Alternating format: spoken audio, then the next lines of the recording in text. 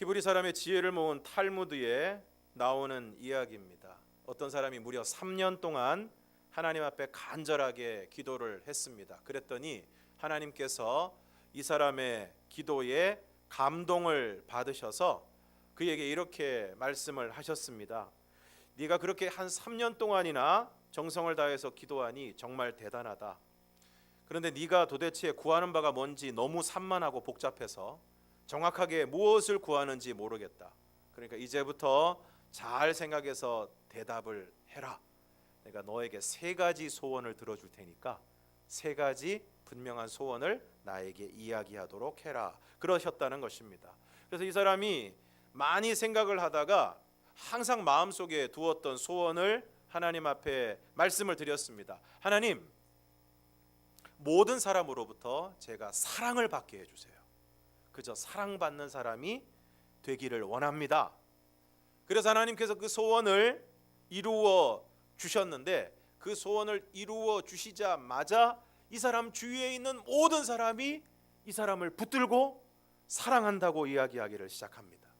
어디를 가나 이 사람을 보고 사랑합니다. 존경합니다. 막 사람을 붙잡고 가지도 못하게 하고 집에서 잠을 자고 있는데도 수시로 사람들이 들어와서 사랑한다고 고백을 하는 바람에 이 사람이 견딜 수 없게 되었습니다. 그래서 막 그날도 하루는 막 사랑합니다라고 외치는 사람들에게 막 밀려서 도망을 가다가 마지막에 넘어지면서 자기도 모르게 이렇게 기도를 했습니다. 하나님, 제발 이 모든 것을 물리쳐 주세요. 하는 순간 2번째 소원이 이루어졌습니다. 이제 한 번의 기회가 남았습니다. 하나밖에 안 남았는데 이걸 가지고 무슨 소원을 하나님 앞에 마지막으로 아뢰할 것인가, 이 사람이 고민을 하고 또 고민을 했습니다. 그간에 많은 소원을 가지고 3년을 기도한 것 같은데 진짜 딱 한마디 하나님 앞에 소원을 아뢰려고 하니까 뭐라고 말씀을 드려야 될지를 모르겠는 것입니다.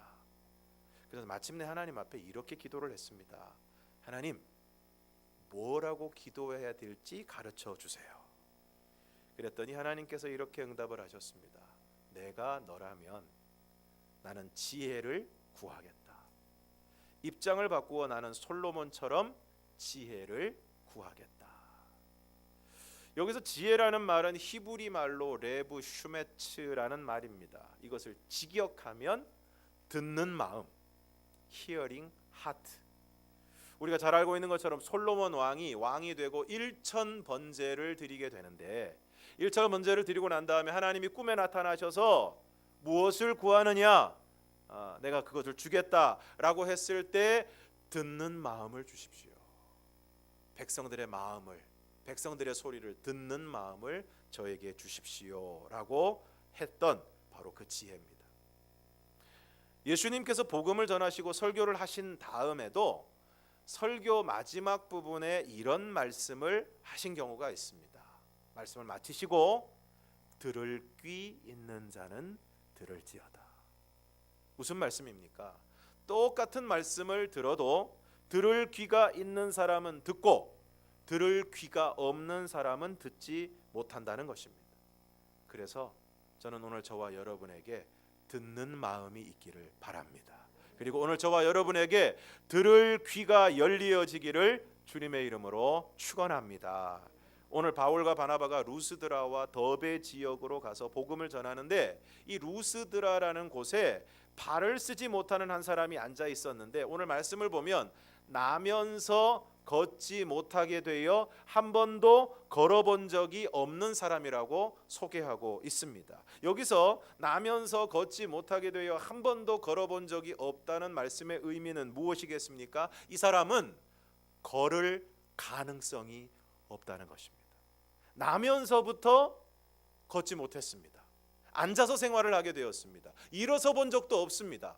그렇기 때문에 지금 이 사람이 일어선다 그리고 걷는다는 것은 불가능한 일이라는 것입니다. 그런데 오늘 이 사람에게 어떤 일이 일어나고 있습니까? 본문 9절과 10절을 함께 읽겠습니다. 시작. 바울이 말하는 것을 듣거늘 바울이 주목하여 구원받을 만한 믿음이 그에게 있는 것을 보고 큰 소리로 이르되 내 발로 바로 일어서라 하니 그 사람이 일어나 걷는지라. 오늘 나면서 걷지 못하게 되어 걸어본 적이 없는 이 사람이 바울이 말하는 것을 듣습니다. 그리고 바울이 주목하여 그 사람을 주목하여 구원받을 만한 믿음이 그에게 있는 것을 봅니다. 그리고 그를 향해 소리칩니다. 큰 소리로 말합니다. 내 발로 일어서라. 어떻게 되었습니까? 그 사람이 일어나 걷는지라. 분명히 나면서 걷지 못하게 되어 걸어본 적이 없는 사람입니다. 그런데 오늘 이 사람이 일어나 걷게 되었습니다. 어떻게 이런 일이 가능하게 되었습니까? 이 사람이 바울이 말하는 것을 들었기 때문입니다. 바울이 무슨 말을 했습니까? 틀림없이 복음을 전했을 것입니다. 복음이 무엇입니까? 예수 그리스도를 믿으면 구원을 받는다는 것입니다. 그런데 이 구원은 우리가 예수를 믿고 나중에 천국에 가는 구원만이 아니라 오늘 여기에서 말씀하고 있는 이 구원은 오늘 우리가 처해 있는 모든 삶의 어려움과 고난과 질병으로부터 우리를 구원하여 주시고 건져 주시는 전인적인 구원을 말씀하고 있습니다. 마가복음 10장 46절에서 48절을 우리가 함께 읽겠습니다. 시작. 그들이 여리고에 이르렀더니 예수께서 제자들과 허다한 무리와 함께 여리고에서 나가실 때에 디메오의 아들인 맹인 거지 바디메오가 길가에 앉았다가 나사렛 예수시란 말을 듣고 소리질러 이르되 다윗의 자손 예수여 나를 불쌍히 여기소서 하거늘 많은 사람이 꾸짖어 잠잠하라 하되 그가 더욱 크게 소리질러 이르되 다윗의 자손이여 나를 불쌍히 여기소서 하는지라. 왜 맹인 거지 바디메오가 나사렛 예수시란 말을 듣고 이렇게 소리를 질렀을까요? 왜 사람들이 꾸짖어 잠잠하라고 했음에도 불구하고 더욱 크게 소리질러 다윗의 자손이여 나를 불쌍히 여기소서라고 소리를 쳤을까요?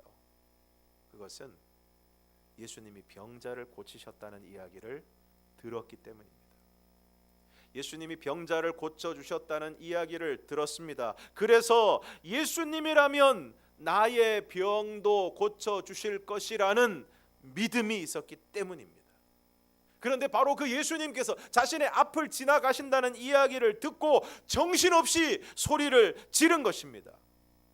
그리고 마침내 예수님 앞으로 나오게 됩니다. 예수님이 말씀하십니다. 내게 무엇을 하여 주기를 원하느냐? 맹인이 말합니다. 선생님이여 보기를 원하나이다. 마가복음 10장 52절을 함께 읽겠습니다. 시작. 예수께서 이르시되 가라 내 믿음이 너를 구원하였느니라 하시니 그가 곧 보게 되어 예수를 길에서 따르니라. 가라 내 믿음이 너를 구원하였느니라. 저는 오늘 저와 여러분에게도 이러한 믿음이 있기를 주님의 이름으로 축원합니다. 오늘 말씀을 들으면서도 나면서부터 못 걷게 된 사람이 일어나 걷게 되었다고 하니까 그건 옛날 일이지. 그건 그 사람이 그런 거지. 맹인이 눈을 떴다고 하니까 아유 그것도 옛날이지. 예수님이시니까 그렇게 하신 거지. 나와는 상관없는 일이지. 그것이 바로 오늘 우리의 믿음 없음의 모습입니다. 오늘 분명히 예수님께서는 바디메오에게 이렇게 선포하십니다. 내 믿음이 너를 구원하였느니라. 그가 곧 보게 되어 예수를 길에서 따르니라. 오늘 본문에 나오는 나면서부터 못 걷게 된 이 사람도 바울이 말하는 것을 들었습니다. 로마서 10장 17절 말씀을 보면 그러므로 믿음은 들음에서 나며 들음은 그리스도의 말씀으로 말미암았다. 오늘 우리에게 믿음이 생겨나기 위해서는 구원받을 만한 믿음이 되기 위해서는 어떻게 해야 되겠습니까? 말씀을 들어야 합니다. 그리스도의 말씀을 들어야 합니다. 그 말씀을 듣고 또 들어야 합니다.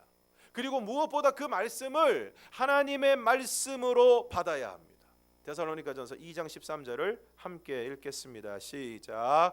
이러므로 우리가 하나님께 끊임없이 감사함은 너희가 우리에게 들은 바 하나님의 말씀을 받을 때에 사람의 말로 받지 아니하고 하나님의 말씀으로 받음이니 진실로 그러하도다. 이 말씀이 또한 너희 믿는 자 가운데서 역사하느니라. 오늘 데살로니가전서 2장 13절에서 뭐라고 말씀하고 있습니까? 너희가 우리에게 들은 바 하나님의 말씀을 받을 때에 사람의 말로 받지 아니하고 하나님의 말씀으로 받음이니 진실로 그러하도다. 이 말씀이 또한 너희 믿는 자 가운데 역사하느니라. 사랑하는 성도 여러분, 하나님의 말씀을 받을 때 사람의 말로 받지 않고 하나님의 말씀으로 받는 저와 여러분이 되기를 축원합니다. 하나님의 말씀을 하나님의 말씀으로 받을 때 그 말씀이 오늘 우리 가운데 역사하는 말씀이 될 줄로 믿습니다. 왜 하나님의 말씀이 우리 가운데 능력이 없습니까? 왜 역사하지 못합니까? 그 말씀을 하나님의 말씀으로 받지 않기 때문에 그렇습니다. 설교를 할 때 보면 설교를 정말 열심히 듣는 분들이 있습니다. 정말 집중해서 말씀을 듣는데 그냥 듣는다라고 표현하기보다는 그 말씀을 받아 먹는 분들이 있습니다. 마치 어미새가 먹이를 가져오면 그 새끼들이 입을 한껏 벌리면서 그것을 받아 먹기 위해서 노력하는 것처럼 그렇게 갈급한 심령으로 하나님의 말씀이 떨어질 때에 그 말씀을 받아 먹는 분들이 있습니다. 그리고 대화를 해보면 그 말씀에 대해서 이야기를 합니다. 신방을 가서 말씀을 전할 때도 정말 말씀에 대한 기대를 가지고 바른 자세로 말씀을 듣고 그 말씀에 표시를 하고 그 말씀이 있는 부분을 접으셔서 그 말씀을 소중하게 받으시는 분들이 있습니다. 그러면 정말 말씀을 잘 전해야 되겠다는 부담이 생깁니다. 이 말씀을 이렇게 받으시는데, 이렇게 귀하게 받으시는데, 이렇게 정성스럽게 받으시는데 말씀을 잘 준비해야 되겠다는 생각이 듭니다. 그런데 어떤 분들은 말씀을 듣다가도 전화가 오면 전화를 받으시고, 지금은 그런 분들이 거의 없는데 예전에는 신방을 하다가 한참 설교를 하고 있는데 갑자기 일어나시는 것입니다. 자리를 뜨시는 것입니다. 그래서 집사님 왜 그러시냐고 하면 이제 밥솥에 불을 올려야 된다는 것입니다. 그리고 이제 국솥에 불을 올려야 된다는 것입니다. 커피물 끓여야 된다는 것입니다.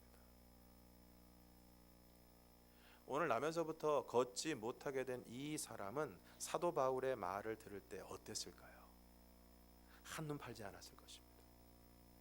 말씀을 전한 사도 바울을 뚫어지게 쳐다보았을 것입니다. 밥솥에 불을 올리고 커피물을 끓이는 일에 신경 쓰지 않았을 것입니다. 오로지 말씀 듣는 일에 집중했을 것입니다. 그러므로 오늘 우리는 말씀 듣는 일에 집중해야 할 것입니다. 그리고 그 말씀을 하나님의 말씀으로 받아야 합니다. 그러면 그 말씀이 여러분 가운데, 여러분의 삶 가운데, 여러분의 심령 가운데 살아 역사하는 말씀이 될 줄로 믿습니다.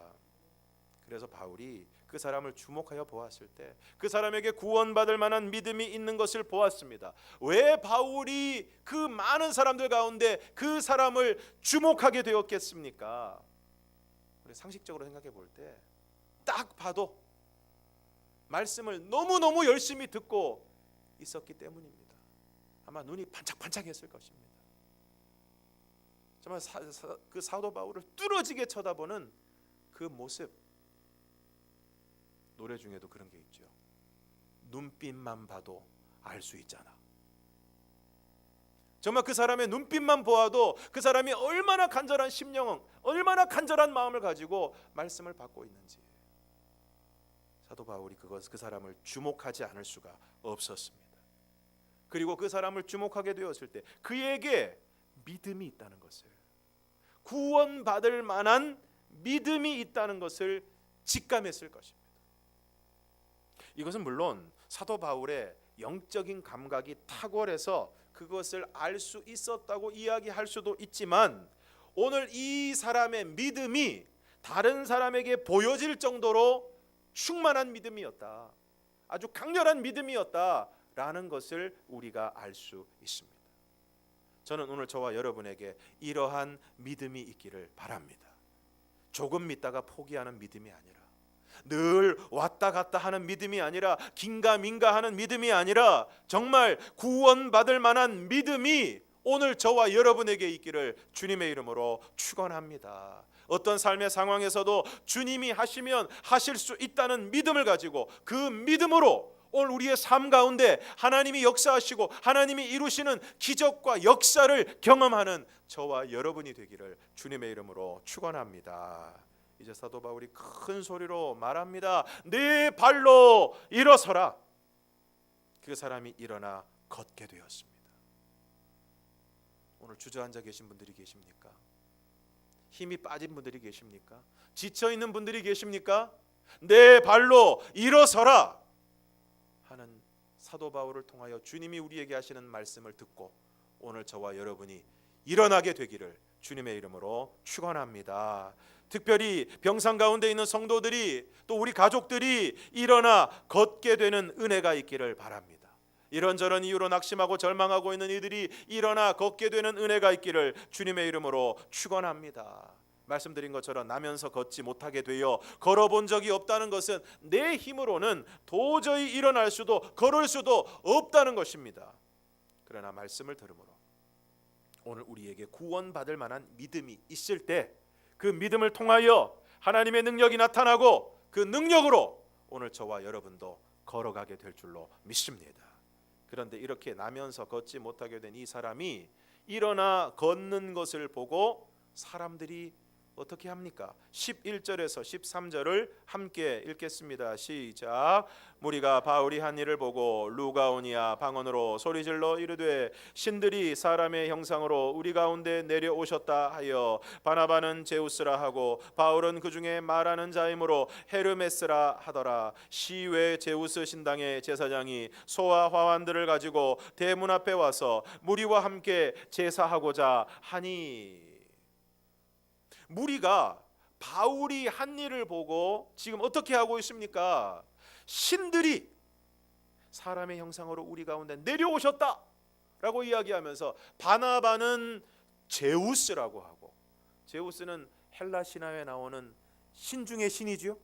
최고의 신 제우스라고 하고, 바울은 그 중에 말하는 자이므로 헤르메스라고 했다는 것입니다. 헤르메스는 제우스의 아들이면서 전령의 신, 사자의 역할을 하는 것이 바로 헤르메스인데 바울이 말을 하니까 헤르메스라고 했다는 것입니다. 그리고 제우스 신당의 제사장이 소와 화환들을 가지고 대문 앞에 와서 무리와 함께 제사를 드리려고 했다는 것입니다. 오늘 루스드라에 있는 사람들이 나면서부터 걷지 못하게 된 사람이 오늘 사도 바울을 통해서 걷게 되는 모습을 보면서 왜 이런 난리 법석을 부리고 있습니까? 원래 이 루스드라에 있는 사람들은 금방 말씀드린 제우스와 헤르메스를 그들의 신으로 섬기고 있었기 때문입니다.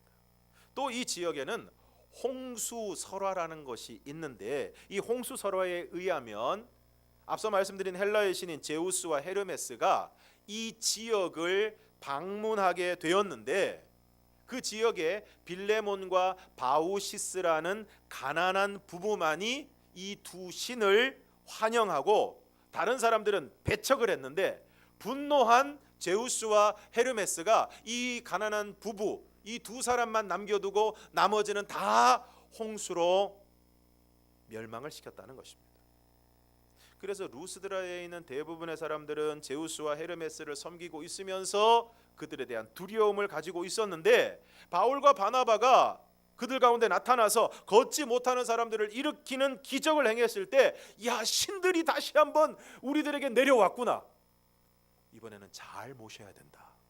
이번에는 잘 대접해야 된다. 이번에 잘못하면 또 홍수가 일어날지 모른다. 더 큰 어려움을 당할지도 모른다 하는 마음으로 지금 난리 법석을 피우고 있는 것입니다. 그래서 바나바와 사울이 어떻게 합니까? 14절과 15절을 함께 읽겠습니다. 시작.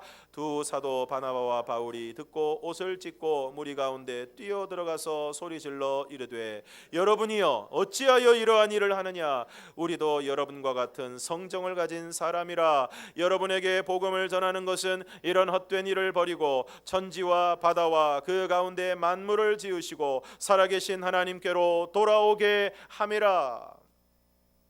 옷을 찢는 것은 유대인들이 아주 큰 슬픔을 당했거나 아주 화가 났거나 분노하는 일이 있을 때 하는 행동입니다. 그런데 오늘 이 두 사람이 옷을 찢었습니다. 왜 찢었습니까? 사람이 사람에게 제사를 드리는 것은 큰일 날 일이기 때문입니다. 성경에서는 이런 일을 참남하다고 표현합니다. 신성모독이라고 이야기합니다. 왜 그렇습니까? 제사는, 예배는 하나님께만 드리는 것이기 때문입니다. 출애굽기 20장 3절에서 6절까지의 말씀을 함께 읽겠습니다. 시작.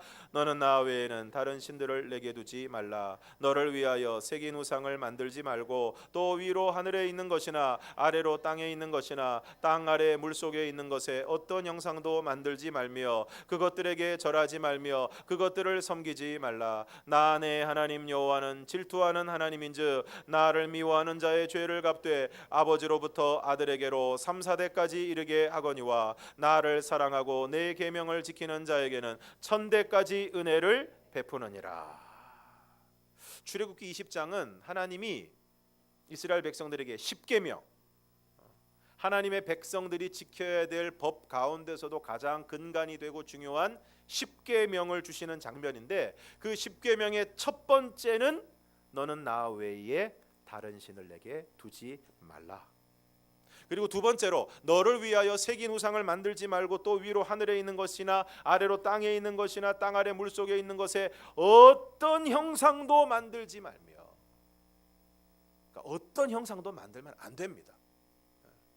어떤 형상도 만들어서 그것을 하나님이라고 섬기거나 절하거나 숭배해서는 안 된다는 것입니다. 그 다음이 중요한데, 그것들에게 절하지 말며 그것들을 섬기지 말라는 것입니다.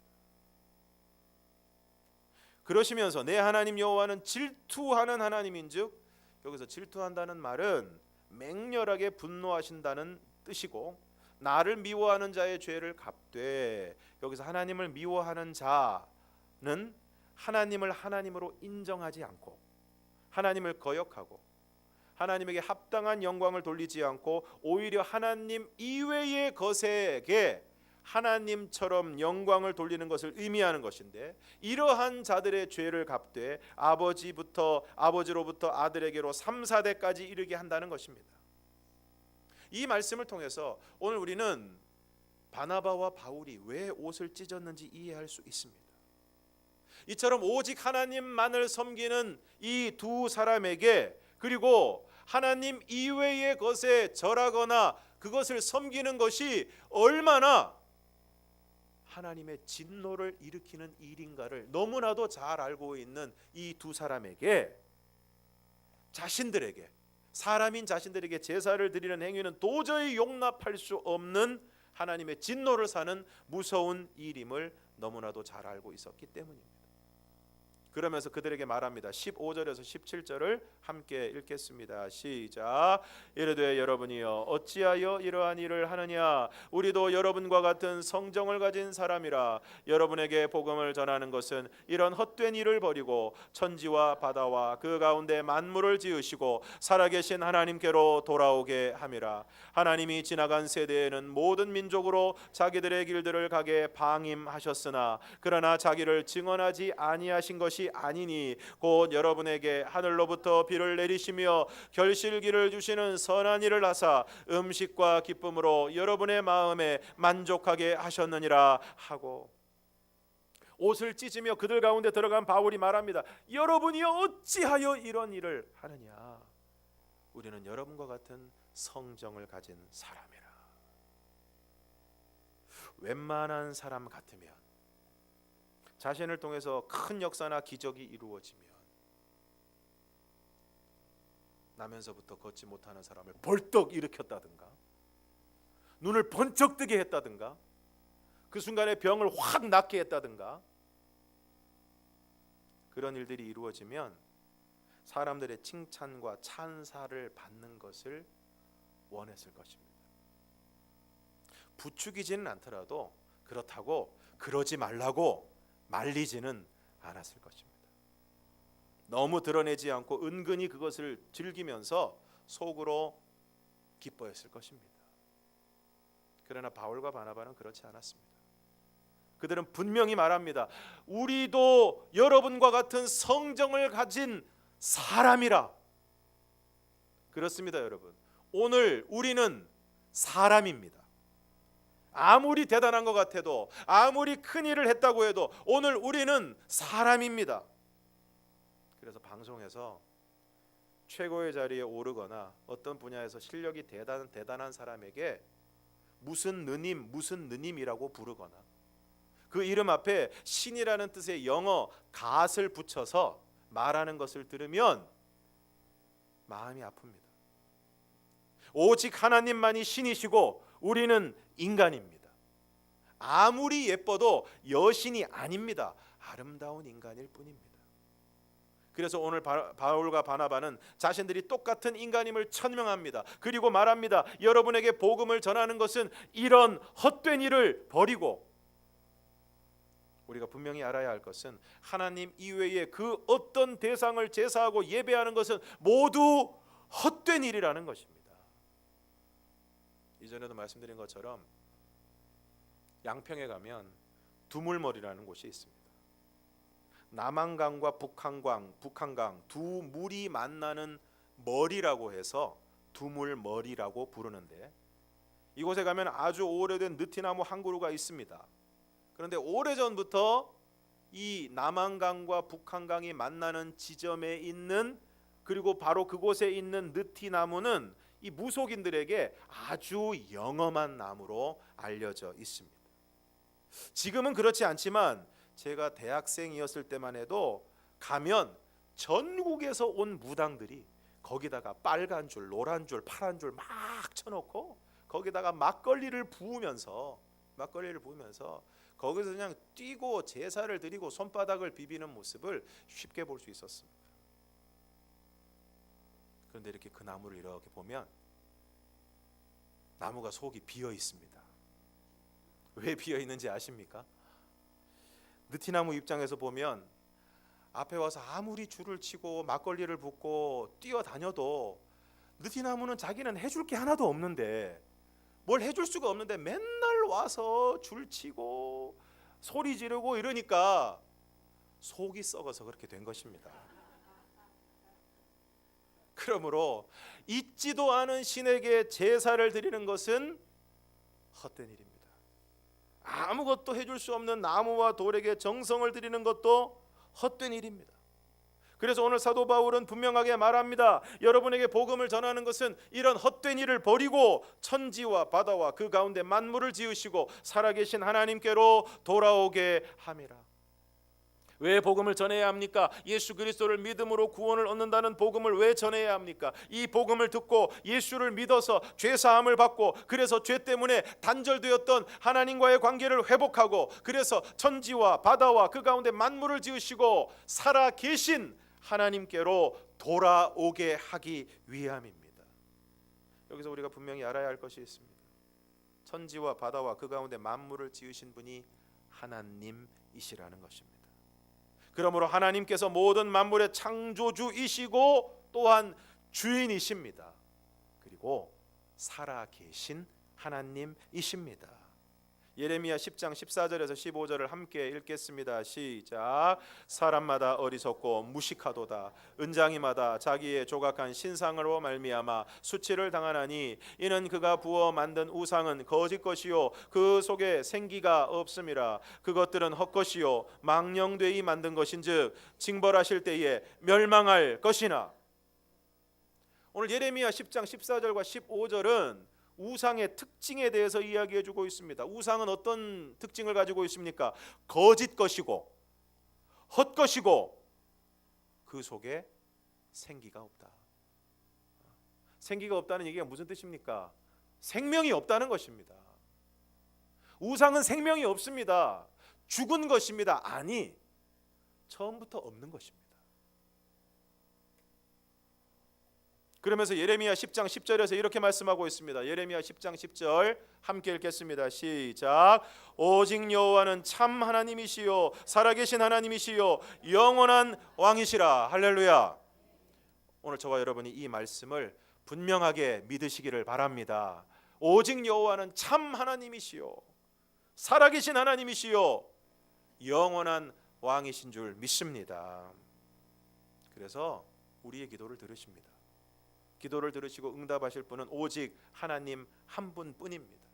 그래서 기도의 열심보다 중요한 것은 기도의 대상입니다. 아무리 무릎이 부서져라 절을 해도 손이 발이 되도록 빌어도 하나님 아닌 다른 것에 절을 하고 기도를 올리는 것은 모두 헛된 것입니다.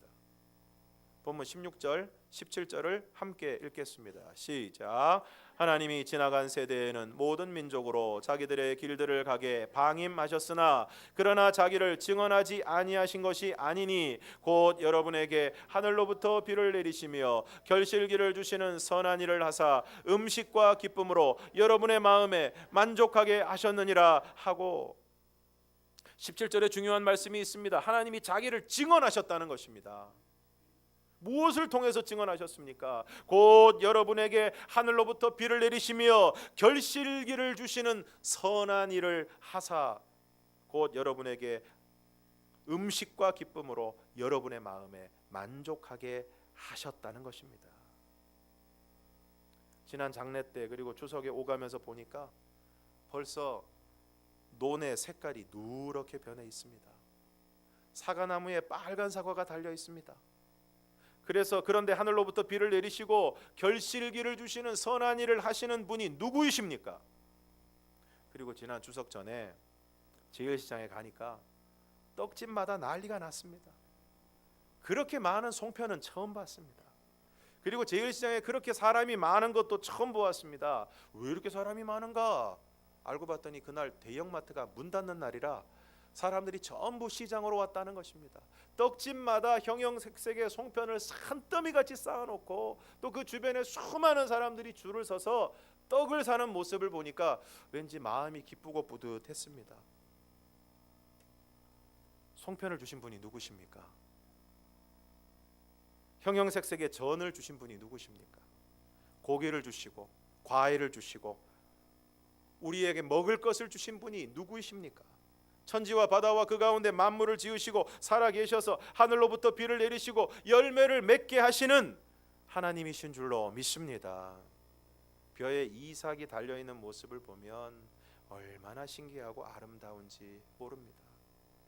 과일나무에 붉은 사과가 누런 배가 달려있는 모습을 보면 얼마나 탐스럽고 예쁜지 모릅니다. 이 모든 것들을 통해 우리의 마음을 만족하게 하시는 분이 누구이십니까? 바로 하나님이십니다. 그러므로 오늘 저와 여러분이 하나님의 말씀을 잘 듣고 오늘 저와 여러분에게 구원받을 만한 믿음이 있기를 주님의 이름으로 축원합니다.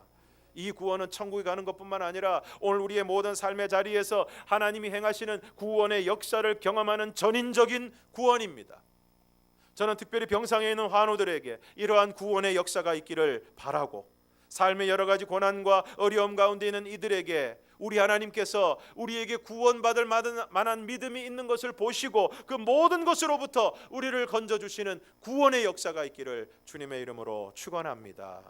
그리고 이러한 구원의 역사를 통해서 지금도 하나님이 아닌 우상들을 향해 헛된 일을 하고 있는 수많은 사람들에게 복음을 전함으로 그들도 헛된 일을 버리고 천지와 바다와 그 가운데 만물을 지으시고 살아계신 하나님께로 돌아오는 역사가 있기를 주님의 이름으로 축원합니다. 함께 찬양하겠습니다.